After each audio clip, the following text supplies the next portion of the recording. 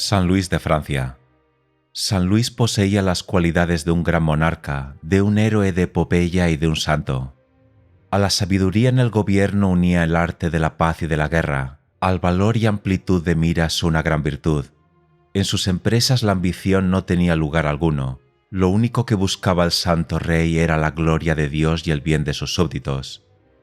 Aunque las dos cruzadas en que participó resultaron un fracaso, es un hecho que San Luis fue uno de los caballeros más valientes de todas las épocas, un ejemplo perfecto del caballero medieval, sin miedo y sin tacha.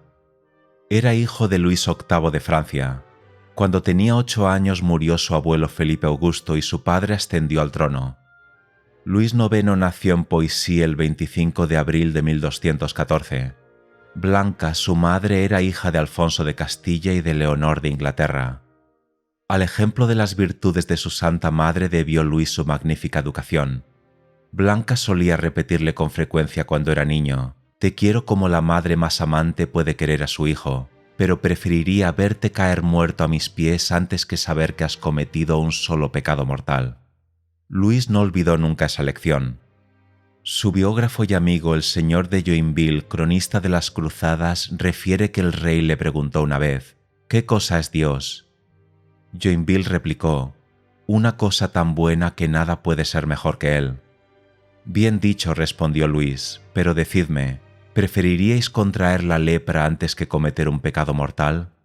«Yo, que nunca he dicho una mentira», prosigue Joinville, repliqué, «preferiría cometer 30 pecados mortales antes que contraer la lepra». Más tarde San Luis le llamó aparte y le explicó que su respuesta había sido honrada pero equivocada. Luis VIII murió el 7 de noviembre de 1226. San Luis solo tenía entonces 12 años, de suerte que su madre asumió la regencia. Durante la minoría de edad del rey los varones se dedicaron a perturbar el orden del reino, pero Blanca de Castilla, que supo hacer alianzas muy hábiles, los venció con su valor y diligencia en el campo de batalla y los obligó a mantenerse tranquilos. Cuando San Luis obtenía una victoria se regocijaba sobre todo porque ello significaba la paz para sus súbditos. Era misericordioso incluso con los rebeldes, y como nunca buscaba la venganza ni ambicionaba la conquista, estaba siempre dispuesto a llegar a un acuerdo. Pocos hombres han amado a la Iglesia tanto como San Luis y han mostrado tanta reverencia por sus ministros. Pero eso no cegaba al joven rey, quien se oponía a las injusticias de los obispos y nunca escuchaba sus quejas antes de haber oído la parte contraria. Como un ejemplo podemos citar la actitud de San Luis en los pleitos que opusieron a los obispos de Beauvais y de Metz contra las corporaciones de sus respectivas ciudades. Luis gustaba de conversar con los sacerdotes y los religiosos, y con frecuencia los invitaba a palacio, como por ejemplo a Santo Tomás de Aquino, pero sabía también mostrarse alegre a su tiempo. Cierta vez en que un fraile empezó a tratar en la mesa un tema demasiado serio, el rey desvió la conversación y advirtió: «Todas las cosas tienen su tiempo». Cuando creaba nuevos caballeros celebraba fiestas magníficas, pero logró extirpar de la corte todas las diversiones inmorales. No toleraba ni la obscenidad ni la mundanidad exagerada. Joinville dice: «Yo viví más de 22 años en compañía del rey y jamás le oí jurar por Dios, por la Virgen o por los santos. Ni siquiera le oí jamás pronunciar el nombre del diablo, excepto cuando leía en voz alta o cuando discutía lo que acababa de leer sobre él». Un fraile de Santo Domingo afirmó también que nunca le había oído hablar mal de nadie. Luis se negó a condenar a muerte al hijo de Hugo de la Marche, que se había levantado en armas junto con su padre, diciendo: «Un hijo no puede dejar de obedecer a su padre». A los 19 años San Luis contrajo matrimonio con Margarita, la hija mayor de Raimundo Berenguer, conde de Provenza. La segunda hija del conde se casó con Enrique III de Inglaterra, la tercera, Sancha, con Ricardo de Cornwall, y la más joven, Beatriz, con Carlos, el hermano de San Luis. Dios bendijo el matrimonio del rey, que fue muy feliz, con 5 hijos y 6 hijas. Sus descendientes ocuparon el trono de Francia hasta el 21 de enero de 1793, día en que el padre Edgeworth dijo a Luis XVI unos momentos antes de que la guillotina le decapitase: «Hijo de San Luis, vuela al cielo». En 1235 San Luis tomó el gobierno de su reino, pero no perdió el gran respeto que tenía a su madre y se aconsejaba siempre con ella. La primera de las numerosas abadías que fundó San Luis fue la de Rouermont. En 1239, Balduino II, el emperador latino de Constantinopla, regaló a San Luis la corona de espinas para agradecerle la generosidad con que había ayudado a los cristianos de Palestina y de otros países de Oriente. La corona se hallaba entonces en manos de los venecianos, como depósito por una suma que éstos habían prestado a Balduino, de suerte que San Luis tuvo que pagar la deuda. El rey envió a 2 frailes de Santo Domingo a traer la reliquia y salió con toda su corte a recibirla más allá de Sens. Para depositar la corona de espinas mandó derribar su capilla de San Nicolás y construyó la Sainte-Chapelle. El santo llevó a París a los Cartujos y le regaló el palacio de Beauvert. También ayudó a su madre a fundar el convento de Maubusson. Algunas de las disposiciones del santo monarca muestran hasta qué punto se preocupaba por la buena administración de la justicia. Durante el reinado de sus sucesores, cuando el pueblo se sentía objeto de alguna injusticia, pedía que se le administrase justicia como se hacía en la época de San Luis. En 1230 prohibió la usura, en particular a los judíos. También publicó un decreto por el que condenaba a los blasfemos a ser marcados con un hierro candente, y aplicó esa pena a un importante personaje de París. Como algunos murmuraron de su severidad, el monarca declaró que él mismo se sometería a la pena si con ello pudiese acabar con la blasfemia. El santo protegía a sus vasallos contra las opresiones de los señores feudales. Uno de estos, un flamenco, había mandado ahorcar a 3 niños a quienes había sorprendido cazando liebres en sus propiedades. El rey le encarceló y le hizo juzgar, no por un tribunal de caballeros como lo pedía el noble, sino por el tribunal ordinario. Aunque San Luis le perdonó la vida, le confiscó la mayor parte de sus propiedades y empleó el producto en obras de caridad. El monarca prohibió a los señores feudales que se hiciesen la guerra entre sí. Cuando daba su palabra la cumplía escrupulosamente y observaba con fidelidad los tratados. Su integridad e imparcialidad eran tales que los varones, los prelados e incluso los reyes se sometían a su arbitraje y se atenían a sus decisiones. Poco después del comienzo del reinado de Luis IX, Hugo de Lusignan, conde de la Mar, se rebeló.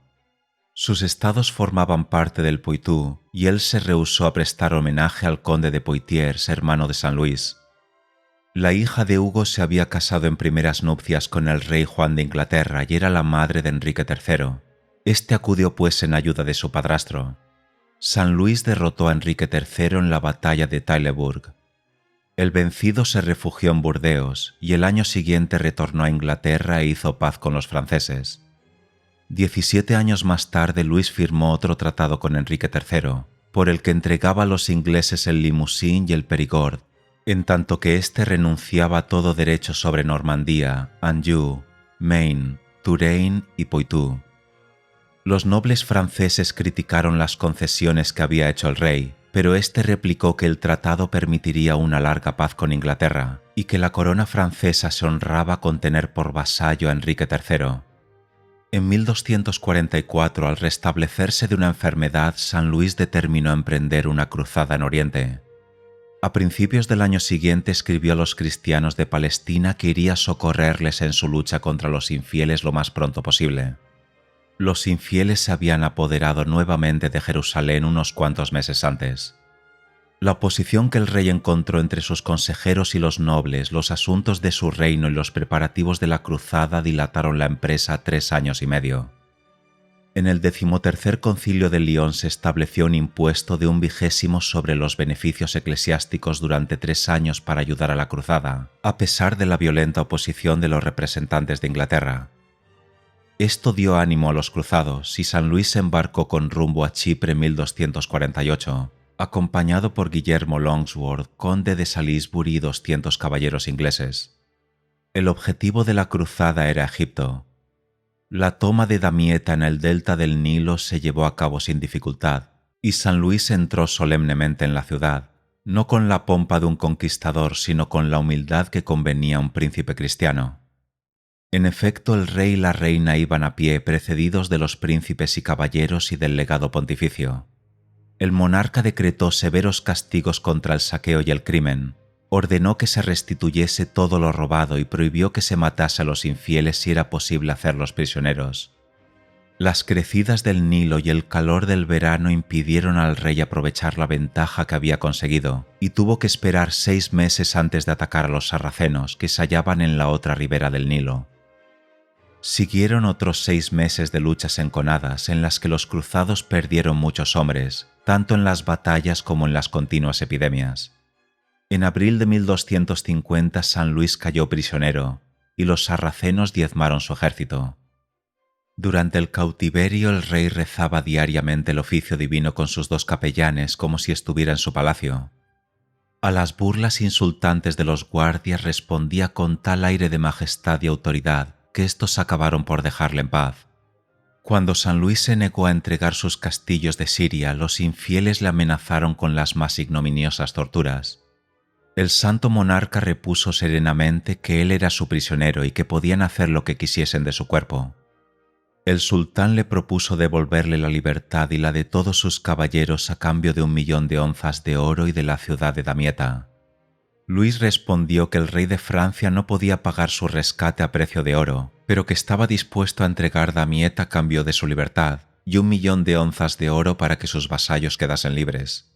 Precisamente entonces el sultán fue derrotado por los émires mamelucos, quienes devolvieron la libertad al rey y a sus caballeros al precio convenido, pero asesinaron traidoramente a todos los heridos y enfermos que se hallaban en Damieta. San Luis partió entonces a Palestina con el resto de su ejército. Ahí permaneció hasta 1254.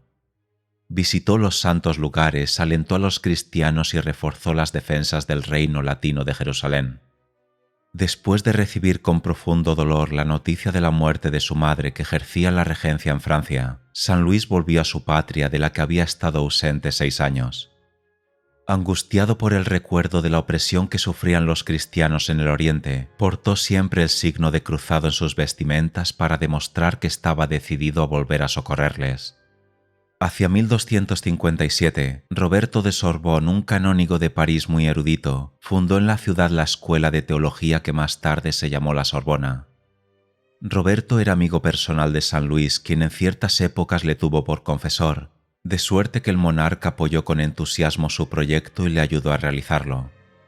San Luis fundó también en París un hospital de ciegos, llamado Los 300 porque al principio albergaba a 300 enfermos. Pero no fue eso todo lo que el santo hizo por los pobres. A diario invitaba a comer a 13 indigentes y mandaba repartir alimentos cerca de su palacio a una gran multitud de necesitados. En la Cuaresma y el Adviento daba a comer a cuantos se presentaban y con frecuencia se encargaba personalmente de servirlos. Tenía una lista de los necesitados, sobre todo de los pobres vergonzantes a los que socorría regularmente en toda la extensión de sus dominios. Aunque no se ocupaba personalmente de la legislación, tenía verdadera pasión por la justicia, y gracias a ello pudo transformar la institución feudal de la corte del rey en un verdadero tribunal de justicia, a cuyas decisiones se sometían los monarcas, como en el caso de Enrique III y sus varones. El santo se esforzó por sustituir el recurso a las armas por el arbitraje y el proceso judicial. En cierta ocasión en que había actuado como padrino de bautismo de un judío en Saint-Denis, el santo confesó al embajador del emir de Túnez que por ver al soberano tunecino recibir el bautismo pasaría con gusto el resto de su vida prisionero de los sarracenos. Como las intenciones del rey eran bien conocidas, la promulgación de una nueva cruzada en 1267 no sorprendió a nadie, pero tampoco entusiasmó a nadie, pues el pueblo temía, entre otras cosas, perder a su buen monarca. Aunque San Luis no tenía entonces más que 52 años, estaba gastado por el trabajo, la penitencia y las penurias. Joinville dijo que quienes habían aconsejado ese viaje al monarca eran culpables de pecado mortal, y él mismo se negó a participar en la cruzada, alegando que debía quedarse a proteger a los súbditos del monarca de la opresión de los señores. San Luis se embarcó con su ejército el 1 de julio de 1270. La armada se dirigió a Cagliari, en la Cerdeña, y ahí se resolvió proseguir rumbo a Túnez. El rey y su hijo enfermaron de tifus al llegar a este puerto. Al sentir que se acercaba su fin, el santo monarca dio sus últimas instrucciones a sus hijos y a su hija, la reina de Navarra, y se preparó para la muerte. El domingo 24 de agosto recibió los últimos sacramentos. Enseguida mandó llamar a los embajadores griegos y los exhortó ardientemente a la unión con la Iglesia romana. Al día siguiente perdió el habla durante 3 horas, y al recuperarla levantó los ojos al cielo y dijo en voz alta las palabras del salmista: «Señor, iré a tu casa a adorarte en tu templo santo y a glorificar tu nombre». A las 3 de la tarde exclamó: «En tus manos encomiendo mi espíritu», y murió. San Luis fue canonizado en 1297.